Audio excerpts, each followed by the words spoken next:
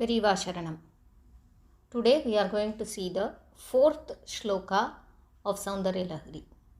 Before we start that, we will be reciting once the first three slokas for practice and then we will be going to the fourth sloka.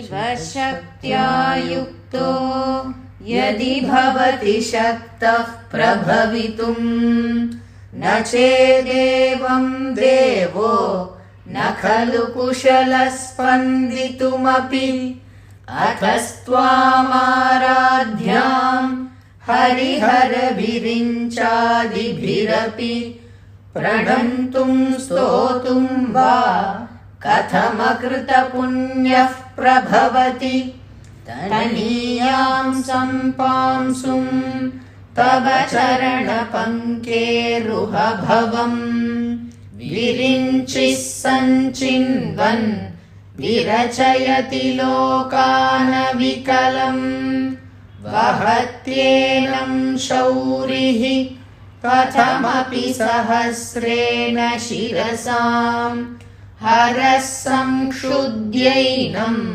bhajati bhasitodhulana vidhim avidyanamantastimiramihiraddvipanagari jadanam chaitanyastabhakamakaraന്തശ്രുതിജ്ജരി daridranam chintamani gunanika janma jaladhau nimagnanam damshtra muraripuvarahasya bhavati. Now we are going to learn the fourth shloka. As usual, we will be splitting each line as far as possible into halves and then learning it and finally reciting the whole shloka.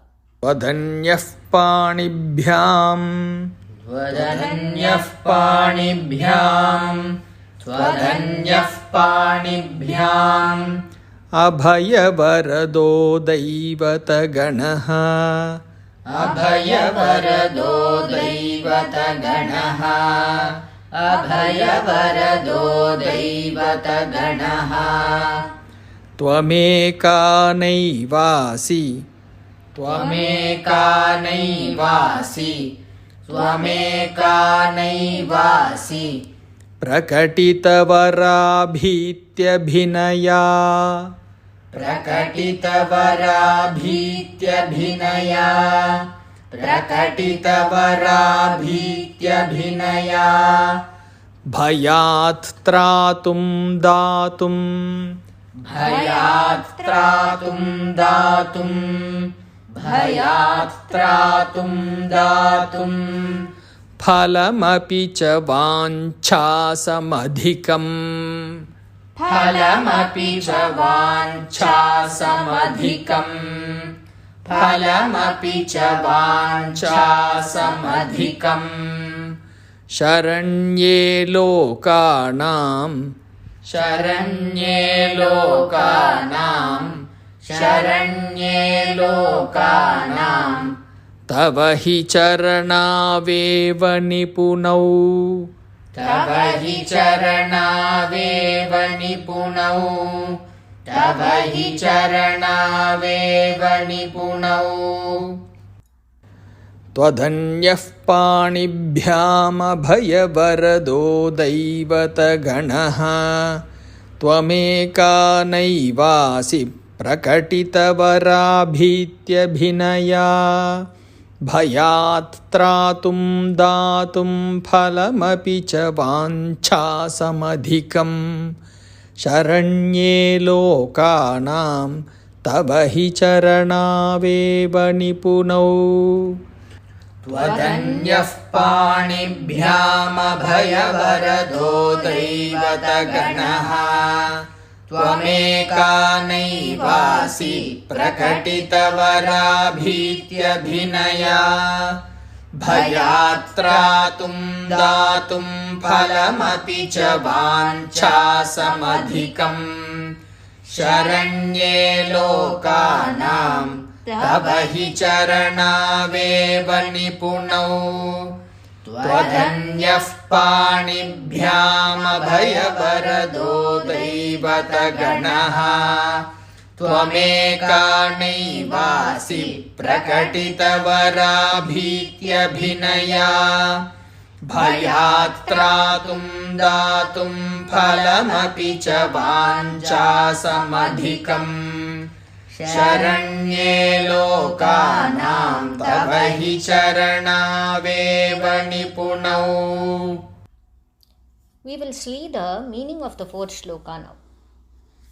In the third shloka, Acharya very nicely describes the importance and the greatness of the very fine dust that is found under the lotus feet of Ambal.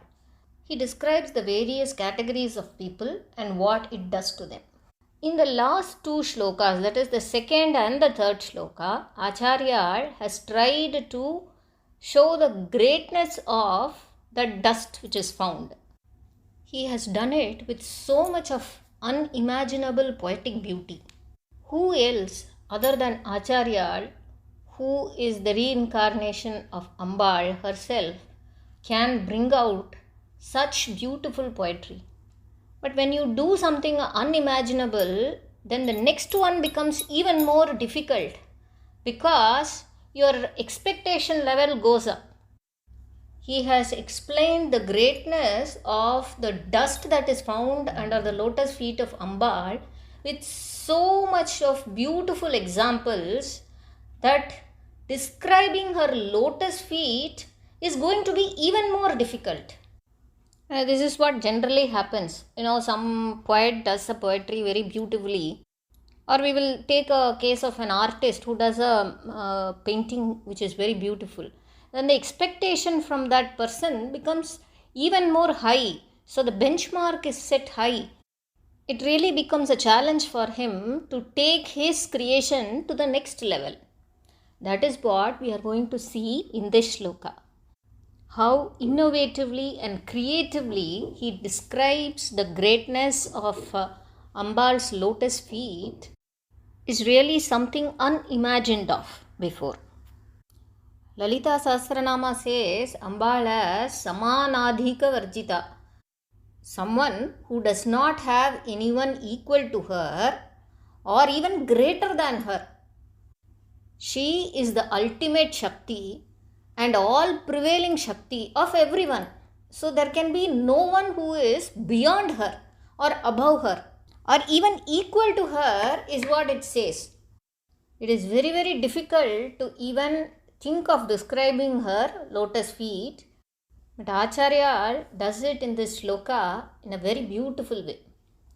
So the first line of the shloka is Twadanyah Panibhyam Abhaya Varado Daivata Ganaha.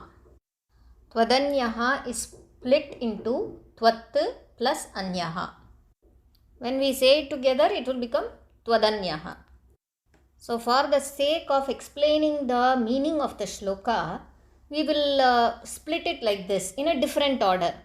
Like Tvat plus Anyaha Daivata Ganaha Panibhyam Abhaya Varadaha. So, Tvat Anyaha means, Tvat means you, Anyaha is other than you. Who are those other than you? Daivata Ganaha. Daivata, we know that Daivata is generally a word that is used to denote divine people or gods, other gods, Devatas. So, Daivata Ganaha. Ganaha is a group of gods, a large assembly of gods, you can say. You say Ganapati. Ganapati is the lord or the leader of the Ganas. So what Ganas? It can be Deva Ganas, Bhuta Ganas. So it is a group, basically a group. So here it is Deva Ganas he is saying. Tvat Anyaha Daivata Ganaha. The group or assembly of all other devatas or gods other than you. What they are doing? Panibhyam. Panibhyam means with both your hands. In Sanskrit, we have singular, dual and then plural. Generally in other languages it is singular and plural, but here in Sanskrit it is one important difference and a very unique one too. Panibhyam means with two hands. What they are doing, all these group of gods with their hands? Abhaya Varadaha. Abhayam means to give protection. And Varadaha means to give a boon. That we know. Vara means we know. So to give some boons, whatever we want.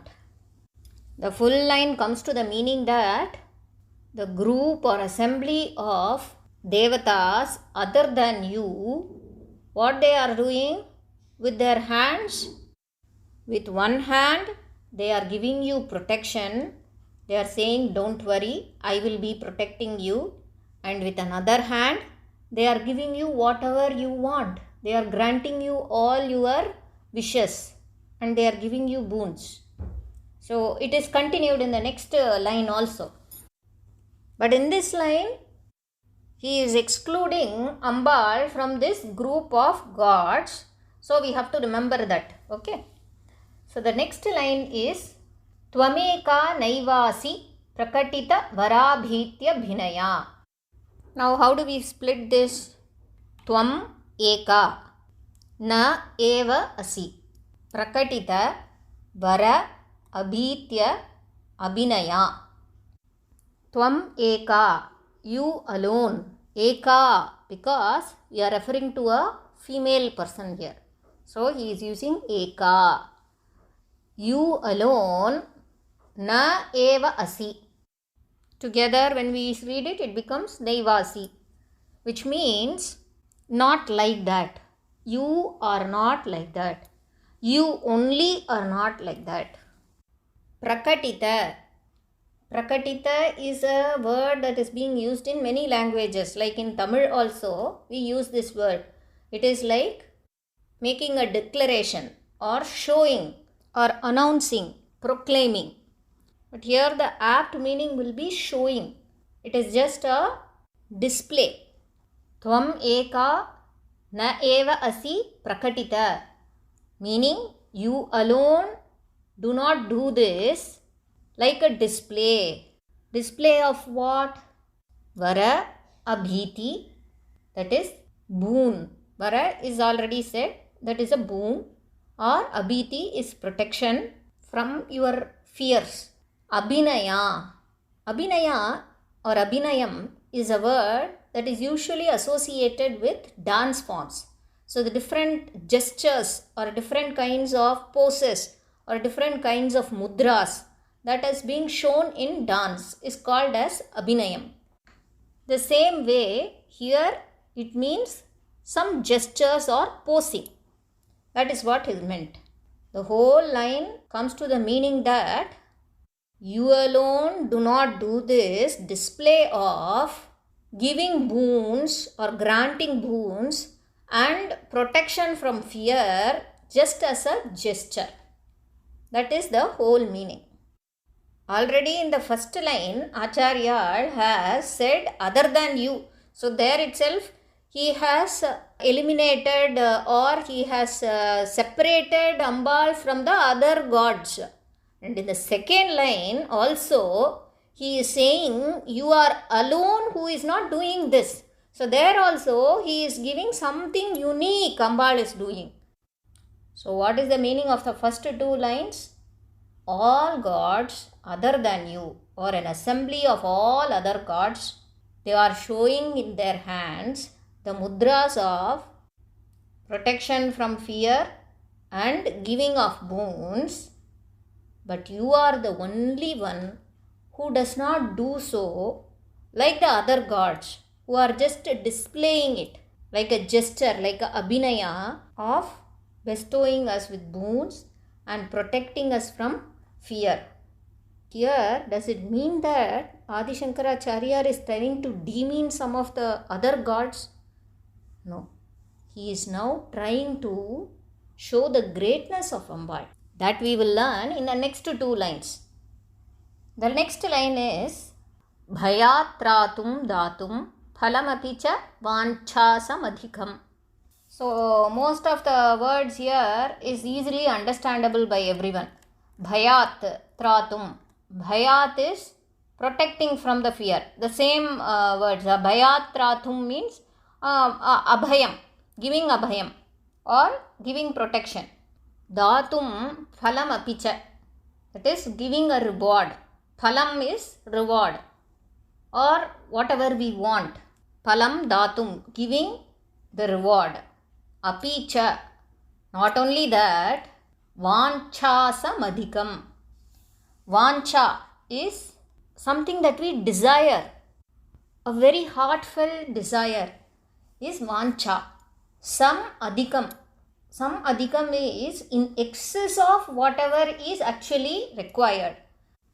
Bhayat tratum, protecting us from all the fears.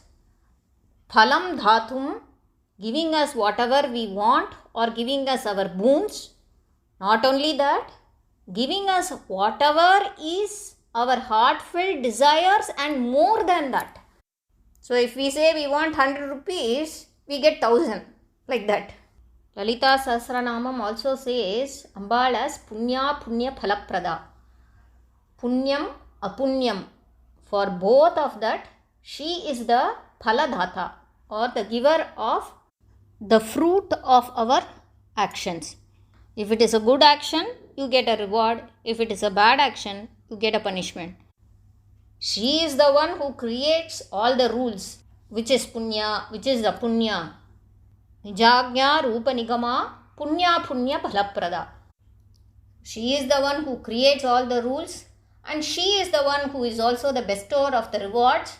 If you follow the rules according to the rules, you live according to those rules, you get the reward. Here you can feel that she is a very strict officer, going by all the rules and other things. But Acharya in Soundarya Lahari brings out the greatness of her love, her mercy. So he says that she gives more than what we desire. Even before we ask, she gives more than what we desire. How does she do that? That is given in the last line. Sharanye lokanam tavahi charanaveva nipunau. Sharanye lokanam. When we do the meaning, we have to reverse it. Lokanam sharanye, which means the whole world, all the worlds are falling into your feet.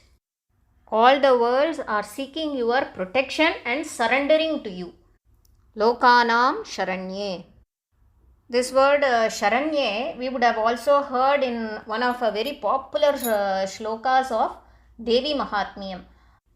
Sarvamangala Mangalye Shive Sarvartha Sadhike Sharanye Trembake Gauri Narayani Namostute. So there also there is Sharanye. It is like calling her or addressing her.